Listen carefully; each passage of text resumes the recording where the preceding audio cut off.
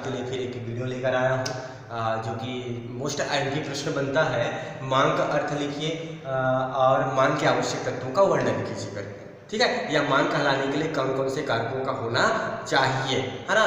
तो यही हर साल प्रश्न पूछा भी जाता है, ठीक है। तो इस प्रश्न को लेकर मैं आपके सामने फिर से उपस्थित हुआ हूँ। तो आइए हम वीडियो बिना देरी किए हुए हम अपन, है ना, वीडियो में चलते हैं, है ना। सबसे पहला है मांग का अर्थ, ठीक है। क्या मांग का अर्थ या मांग किसे कहते हैं, ठीक है।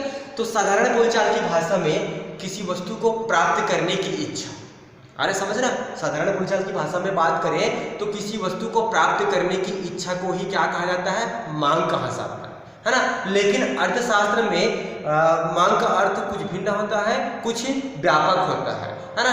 कैसे भिन्न होता है, कैसे व्यापक होता है कि अर्थशास्त्र में मांग कहलाने के लिए निश्चित समय और निश्चित कीमत का होना अति आवश्यक है, ठीक है ना। तो इसी मांग के अर्थ के संदर्भ में प्रोफेसर बेनहम ने एक परिभाषा दिया है ना। बेनहम क्या परिभाषा देते हैं, किसी दी हुई कीमत पर किसी वस्तु की मांग उस वस्तु की वह मात्रा जो उस कीमत पर एक निश्चित समय में खरीदी जाएगी, है ना। बेनहम के कहने का मतलब यही है कि मांग, है ना, मांग का अर्थ या मांग कहलाने के लिए इच्छा, साधन, खर्च करने की तत्परता, निश्चित समय और निश्चित कीमत, इन 5 तत्वों का होना आवश्यक है। इन 5 तत्वों को बनाकर ही या 5 तत्वों से ही क्या कहलाता है, मांग का जन्म होता है, ठीक है। तो आइए अब हम आगे बढ़ते हैं मांग के आवश्यक तत्व या मांग के कारक की ओर, कि मांग कहलाने के लिए कौन कौन से कारकों का होना आवश्यक है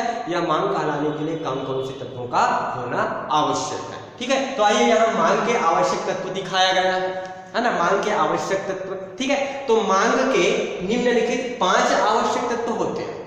कितने आवश्यक तत्व होते हैं, 5 आवश्यक तत्व होते हैं, है ना। सबसे पहला है इच्छा, ठीक है। सबसे पहला इच्छा, दूसरा साधन, तीसरा खर्च करने की तत्परता, चौथा निश्चित कीमत और 5वां है निश्चित समय, ठीक है। तो आइए हम एक एक को अपन डिफाइन करते चले जाते हैं, डिटेल करते चले जाते हैं।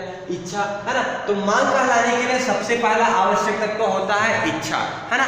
अर्थात मनुष्य में इच्छा शक्ति का होना अति आवश्यक है, ठीक है। यदि किसी मनुष्य में किसी वस्तु को खरीदने की इच्छा शक्ति ही नहीं है तो हम उसको मांग कह सकते हैं क्या, नहीं कह सकते, ठीक है। तो सबसे पहला आवश्यक तत्व क्या है, इच्छा, ठीक है। मनुष्य में इच्छा शक्ति का होना अति आवश्यक, ठीक है। समझ में आ गया ये पहला, है ना। उसके बाद दूसरा है साधन, ठीक है, साधन, है ना। तो मांग कहलाने के लिए दूसरा आवश्यक तत्व क्या है, मनुष्य में इच्छा के साथ साथ साधन का भी होना क्या है, अति आवश्यक है।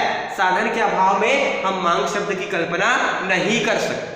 कैसे कल्पना नहीं कर सकते, जैसे किसी व्यक्ति के पास इच्छा है, खर्च करने के लिए तैयार भी है, निश्चित कीमत भी है और निश्चित साधन भी है, लेकिन उसके पास निश्चित समय भी है, लेकिन उसके पास साधन ही नहीं है, पैसा ही नहीं है, तो हम उसको मांग कह सकते हैं क्या, नहीं कह सकते, ठीक है। तो आइए एक बार फिर से, मांग कहलाने के लिए दूसरा आवश्यक तत्व है व्यक्ति में इच्छा के साथ साथ साधन का भी होना अति आवश्यक है, ठीक है। साधन के अभाव में हम मांग शब्द की कल्पना नहीं कर सकते, ठीक है ना। जैसे एक कंजूस व्यक्ति कार खरीदने की इच्छा रख सकता है लेकिन उसके पास साधन ही नहीं है तो हम उसको मांग नहीं कह सकते।